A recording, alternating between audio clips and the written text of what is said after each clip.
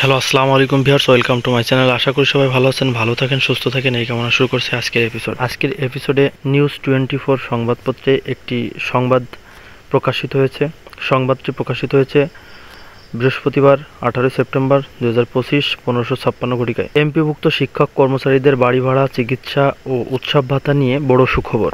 শিক্ষক ও কর্মচারীদের জন্য বাড়ি ভাড়া, চিকিৎসা এবং উৎসব ভাতা বাড়ানোর প্রস্তাব বাস্তবায়নে সরকারের কাছে অতিরিক্ত 769 কোটি 34 লাখ টাকা বরাদ্দ চেয়ে অর্থ মন্ত্রণালয়ে চিঠি। বেসরকারি শিক্ষা প্রতিষ্ঠানের এমপিওভুক্ত শিক্ষক ও কর্মচারীদের জন্য বাড়ি ভাড়া, চিকিৎসা এবং উৎসব ভাতা বাড়ানোর প্রস্তাব দিয়েছে শিক্ষা মন্ত্রণালয়।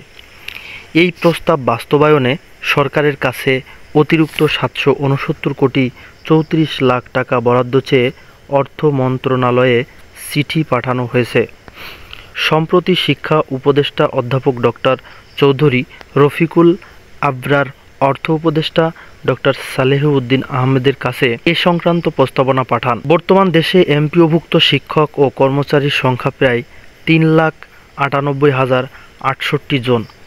প্রস্তাব অনুযায়ী তাদের মাসিক বাড়ি ভাড়া ভাতা 1,000 টাকা থেকে বাড়িয়ে 2,000 টাকা করা হলে বছরে অতিরিক্ত 456 কোটি 89 লাখ টাকা প্রয়োজন হবে।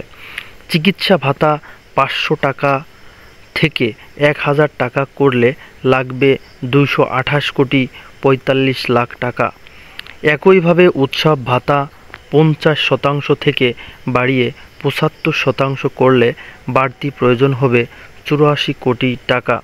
সব মিলিয়ে অতিরিক্ত ব্যয় ধরা হয়েছে 769 কোটি 34 লাখ টাকা। চিঠিতে বলা হয়েছে, শিক্ষকদের পেশাদারিত্ব ও মানসিক প্রেরণা বৃদ্ধিতে এই ভাতা বৃদ্ধির প্রস্তাব গুরুত্বপূর্ণ ভূমিকা রাখবে।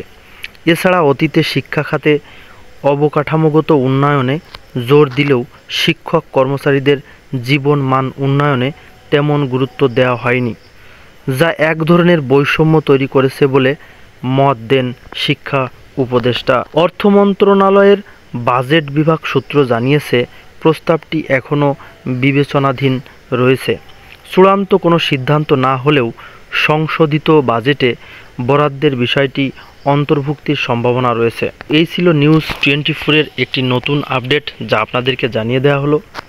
তো এখানে এমপিভুক্ত শিক্ষা কর্মচারীদের যে দুর্ধর্ষ অবস্থা চলছে, তাতে তাদের যে বেতন বা ভাতাদি রয়েছে, সেখানে এই বেতন ভাতাদি দিয়ে সর্বসাকুল্যে যে তারা বেতন পান, এই বেতন দিয়ে তাদের পরিবার পরিচালনা করা সম্ভব হয় না। একজন সিনিয়র শিক্ষকেরও বেতন যদি 22,000 টাকা বেসিক হয় বা স্কেল হয়, তো তার সর্বসাকুল্যে 30,000 টাকা বেতন আসে না। যা একজন পিয়নের যদি 15,000 টাকা বেসিক হয় ইনক্রিমেন্ট খেয়ে, তাও সে তার থেকেও বেতন বেশি পান। তো সেক্ষেত্রে শিক্ষক এদেশের জাতির মেরুদণ্ড। পে কমিশন টিমের কাছে আমাদের একটাই অনুরোধ থাকবে যে তাদের দিকটাও যেন বিবেচনা করা হয়। তাদের দিক বিবেচনা না করলে তাদের আসলে এই স্বল্প বেতন দিয়ে সংসার পরিচালনা করা সম্ভব হয় না। ভিডিওটি সম্পূর্ণ দেখার জন্য আপনাদেরকে অসংখ্য ধন্যবাদ।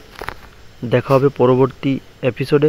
ততক্ষণ পর্যন্ত ভালো থাকুন, সুস্থ থাকুন, এই কামনা করে বিদায় নিচ্ছি। আল্লাহ হাফেজ।